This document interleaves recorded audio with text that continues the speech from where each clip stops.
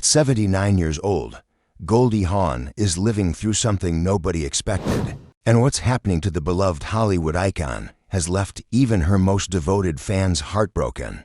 For over 6 decades, she dazzled audiences with that infectious giggle, that radiant smile, that undeniable sparkle that made her one of America's sweethearts. But today, the woman who brought joy to millions is facing challenges that have shaken her to the core, forcing her to make decisions she never imagined she'd have to make. The reality of Goldie Hawn's life in 2025 is not what anyone anticipated, and her story has become one of loss, fear, resilience, and the heartbreaking price of fame in modern America. Join us as we tell you what really happened to Goldie Hawn, and why this Hollywood legend's world has been turned completely upside down. Goldie Jean Hawn burst onto the scene in the late 1960s with an energy and charm that was absolutely magnetic. Born November 21, 1945, in Washington, D.C., she began as a professional dancer before landing her breakthrough role on the sketch comedy show Rowan and Martin's Laugh-In in 1968. Her ditzy blonde persona, punctuated by that distinctive giggle, made her an instant star. But Goldie was far more than the character she played. She possessed an undeniable force that transcended comedy, and when she transitioned to film, she proved she had serious dramatic chops to match her comedic genius. Her performance in Cactus Flower earned her an Academy Award for Best Supporting Actress in 1970, making her one of the youngest actresses ever to win the honor at just 24 years old. From there, Goldie conquered Hollywood with iconic roles in Shampoo, Private Benjamin, which she also produced, Overboard, The First Wives Club, and Death Becomes Her, creating a legacy that spans generations. In 1983, she found the love of her life in actor Kurt Russell, and their partnership has become one of Hollywood's most enduring love stories, lasting over 41 years without ever getting married.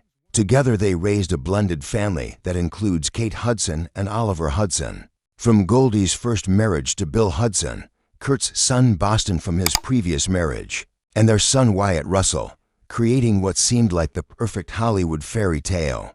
But even fairy tales have dark chapters, and what Goldie has endured recently has tested everything she thought she knew about safety, security, and what home truly means. The nightmare began on a seemingly ordinary evening when Goldie and Kurt decided to go out for dinner together, something they'd done countless times before without a second thought. They were gone just 2 hours and 20 minutes, enjoying a quiet meal away from the chaos of their busy lives, completely unaware that sophisticated criminals were at that very moment targeting their Los Angeles mansion. When they returned home that night, everything seemed normal at first. Goldie walked upstairs to her bedroom, planning to settle in for the evening. And that's when her world shattered. "I walked into my closet, and I just lost it," Goldie revealed during an appearance on Kelly Ripa's podcast Let's Talk Off Camera, her voice still trembling with the memory of that horrific moment. The thieves had broken in from the balcony directly into their bedroom, smashing through what was supposed to be a safe door, a reinforced barrier designed specifically to protect against exactly this kind of invasion. They completely knocked down my door, which is a safe door, so they're very, very sophisticated. And they got a lot of my goodies, if you know what I mean, Goldie explained, the violation evident in every word. These weren't opportunistic criminals. They were professionals who knew exactly what they were doing, targeting a Hollywood icon's home with military precision. The emotional toll was immediate and devastating.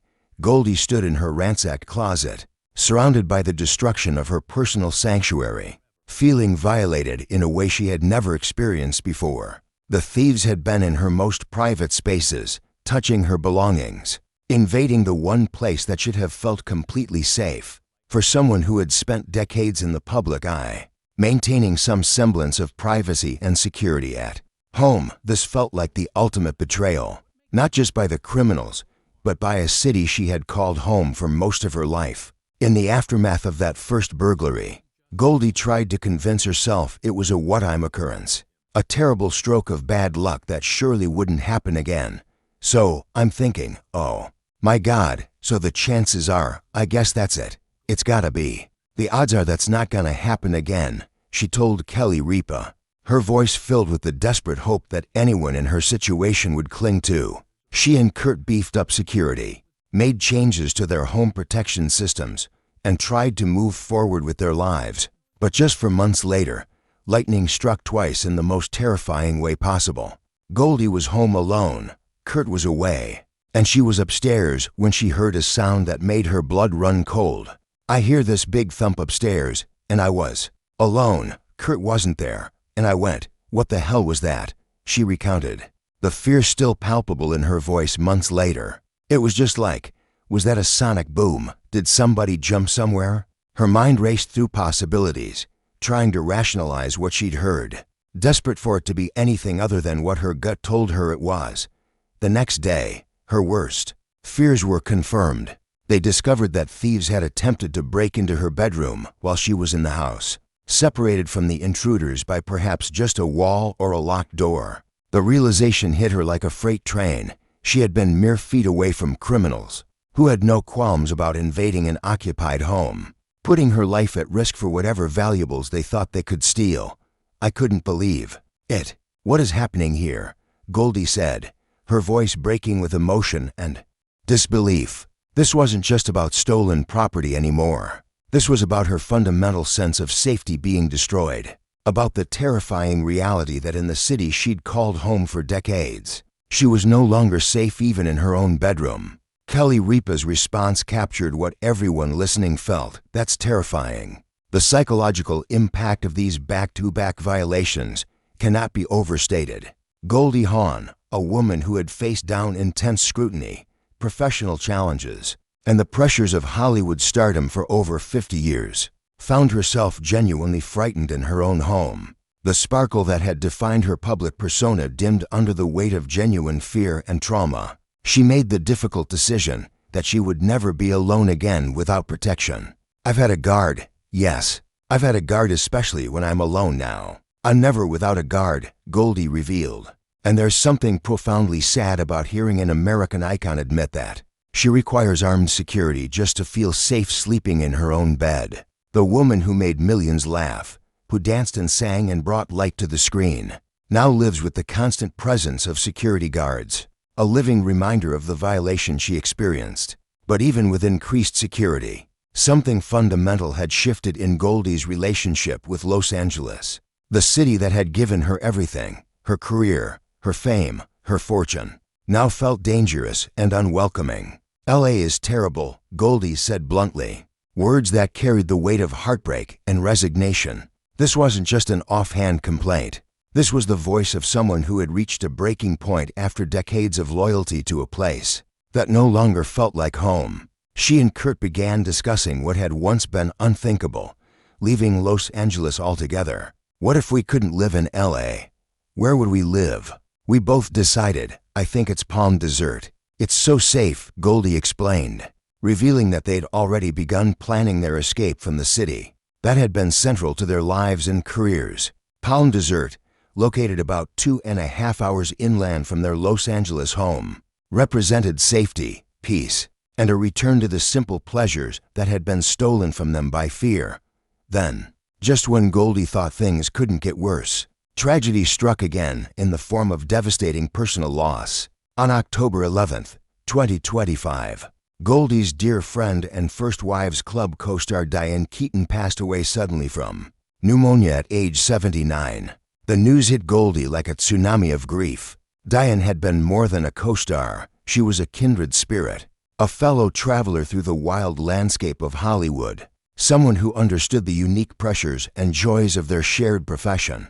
When Goldie paid tribute to Diane at the Hollywood Reporter's annual Women in Entertainment Gala in early December 2024, she became visibly emotional, tears streaming down her face as she spoke about their friendship. "She was always on my mind. She was so close to me," Goldie said, her voice cracking with genuine sorrow. The bond they'd formed while filming the First Wives Club in 1996 alongside Betty Midler had endured for nearly 3 decades. And now Diane was gone, taken suddenly and unexpectedly in a way that left Goldie reeling. Friends who saw Diane in her final weeks reported she had lost significant weight, and her health had declined rapidly. But she'd kept her condition private, leaving even close friends like Goldie shocked by her sudden passing. The loss compounded the trauma Goldie was already experiencing from the burglaries, adding grief to fear, heartbreak to violation, creating an emotional perfect storm that would have broken many people.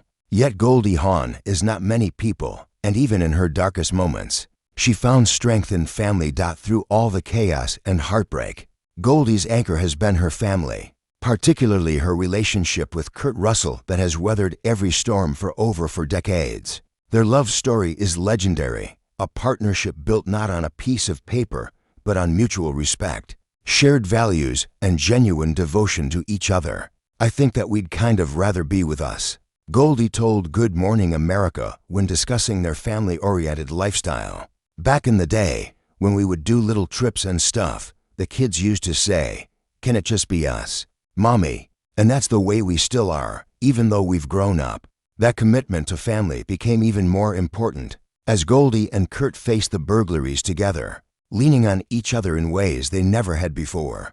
Her children, Kate, Oliver, and Wyatt, rallied around their mother, providing emotional support and helping her navigate this difficult chapter. When Goldie turned 80 on November 21st, 2025, she made it clear that all she wanted was family. She wants her family, and that's it, and that's what we're doing now.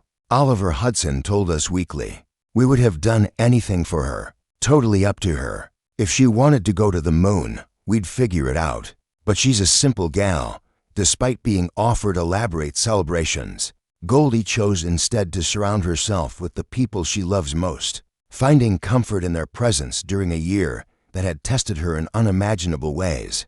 Her 8 grandchildren brought her particular joy, reminding her of what truly matters beyond fame and fortune. Kate Hudson posted photos on Mother's Day 2024 showing Goldie cuddled up with 6 of her grandchildren, their faces beaming with love for their glamorous grandmother who still makes time to get down on the floor and play. Despite everything she's been through, Goldie's commitment to making a difference in the world has never wavered, even as she's dealt with personal trauma. The Goldie Hawn Foundation and its Mind Up program, which she founded in 2003 following the September 11th attacks, continues to promote mental health and well-being for children around the world. In September 2024, the foundation celebrated its 20th anniversary with a gala at Ron Burkle's Greenacres estate in Beverly Hills, where Goldie appeared radiant despite the burglaries she'd endured just months earlier. "I'm still chasing rainbows, trying to make a difference," reads her Instagram bio, followed by founder of Mind Up, creating a world where children thrive. And that mission has given her purpose even in her darkest moments. The program has reached over 7 million children worldwide, teaching mindfulness and emotional regulation skills that help kids navigate stress and trauma, tools that perhaps Goldie herself has had to employ more than ever this past year. Her advocacy work represents her legacy beyond entertainment, proof that her impact extends far beyond the characters she's played on screen. Despite everything she's endured, Goldie hasn't abandoned Hollywood entirely. She made a rare red carpet appearance with Kurt at the 97th Academy Awards on March 2nd, 2025, looking stunning as she prepared to present an award. She poked fun at her chronic eye condition while presenting Best Animated Short and Best Animated Feature alongside Andrew Garfield, showing that even trauma couldn't completely dim her signature sense of humor. Her son Oliver joked afterward that his mother might like Andrew Garfield more than him, and Goldie's playful response delighted fans who were relieved to see glimpses of the Goldie they know and love. But those who know her well can see the changes, the wariness that wasn't there before, the way she scans rooms differently now, the extra security that's become non-negotiable. According to reports, Goldie and Kurt have indeed made the decision to relocate to Palm Desert, moving away from the Malibu area where they'd lived near Kate and their other children. Kate now resides in Goldie's former childhood home, where she raised the family, a bittersweet passing of the torch that represents both continuity and change. The move to Palm Desert represents a new chapter, one focused on safety and peace rather than proximity to the entertainment industry that made them famous financially. Goldie remains secure with an estimated net worth of $140 million, earned through decades of smart career choices, producing credits, and wise investments. Her real estate holdings alone are substantial, including properties reportedly valued in the tens of millions. But money can't buy back the sense of security that was stolen from her, and Goldie has been refreshingly honest about that reality. The burglaries reminded her and everyone watching that fame and fortune don't protect you from violation, that even Hollywood royalty can be victimized, that the glitter and glamour of Los Angeles comes with a dark underbelly of crime that's gotten progressively worse. Los Angeles Police Department statistics released in January 2025 showed a 3.5% increase in property crimes, and Goldie is far from the only celebrity targeted. In 2024 alone, homes belonging to King Bach, Corinna Kopf, Farrah Al-Jeffrey, Patrick Patterson, and most recently in September 2025, Tracy Ellis Ross were burglarized, creating a pattern that has many in Hollywood reconsidering their living situations. Goldie's decision to speak out about her experiences has given voice to countless others who've experienced similar violations, proving once again that her influence extends beyond entertainment into the realm of social commentary and awareness. As Goldie Hawn navigates this unexpected and heartbreaking chapter of her life, she does so with the grace and resilience that have defined her 7-decade career. She proved that talent combined with determination can overcome any obstacle, but she's